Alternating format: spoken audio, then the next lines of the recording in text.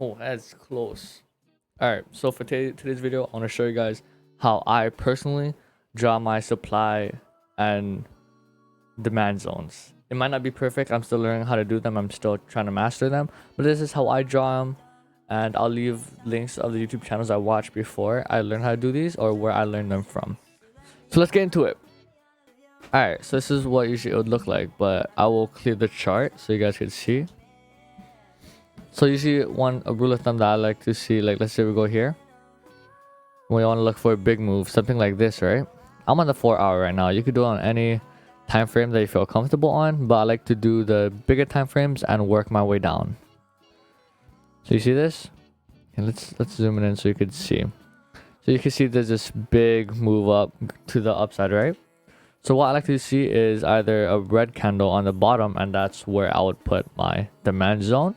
And then for red, it'd be the supply zone. So right here, I like to draw on the body or wherever I feel comfortable with, where there's enough room so it's big enough, but not to the point where it's, you know, too big or too small where there's not enough room for error. Alright, so now that I drew that, right, you guys can see my demand zone. Now if you see, hit a few times. It's not always going to be perfect like this. It is going to get broken sometimes. But if you can see over here, that's the demand zone. It hit once, got rejected, went back up, hit once again, got a little rejection, but see, it broke through. It's not always gonna hold up as strong as you'd like it to be, because everything has to break. At least, you know, eventually everything's gonna break. So you see here, it got rejected, but then it broke down. You go all the way back, it broke through. As you can see, it got hit a couple more times. I know people will say like, oh yeah, well he drew it and you know he can see what the market is. Yeah, but these supply and demand zones are really strong and very helpful. The ones I draw today will probably be staying because these are pretty good ones. But see, I want to look for the big moves. Those big moves really help. Like this one over here as well. This one probably would be good too. So what I like to do, I like to grab the first red candle before the breakout or the break to the upside or downside. You go here. Alright, so for this one, you see that not all of these are going to be perfect. Some of these are going to be a bit flawed. You see it broke through, didn't necessarily get rejected if you keep going. It went, got rejected, rejected here, rejected over here. It's going to break every now and then. This isn't a guarantee system. It's just something that really helps. Like over here, got rejected again. Here, see it broke, but it went back to the upside. Sometimes you could use these as supply zones as well. Or if, you know, let's go on that side. So see, it will reject a good amount of time. But that's why when you trade supply and demand zones, you can't only trade the zones. You have to use other indicators to help you with it. See, and those are two good demand zones I'd put right there.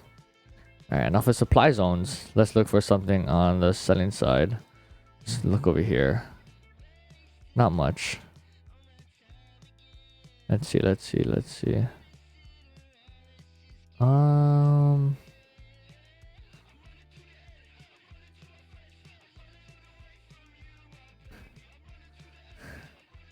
a lot. Maybe we could use one of these. Like something that I might use, right? It might not be perfect, but one that I might use would be this one over here. Oh, oops. Would be this one right here. Draw that out. Body, and then if it's a really big candle before the drop or the breakout to the side, I might just do half of the body or whatever I feel like is a good comfortable space. Alright, there you go. See, it's close, it touched, it broke down. It's gonna break through sometimes. It got rejected over here as well. So these honestly are promising. These are better than the ones I drew earlier. But for the most part, that's just a short little video. That's how I draw it. I might make another video on maybe more in depth or a longer video going more into it. But for now, I'll say this is part 1 of how to draw supply and demand zones. Just the first kind of preview of what it is. But hopefully you guys learn how to, you know, draw supply and demand zones or deepen your knowledge on it. But hopefully you guys have a wonderful day. Thank you for staying to the end. A like, comment, and subscribe really helps me out. But besides that, you guys have a wonderful day. Peace.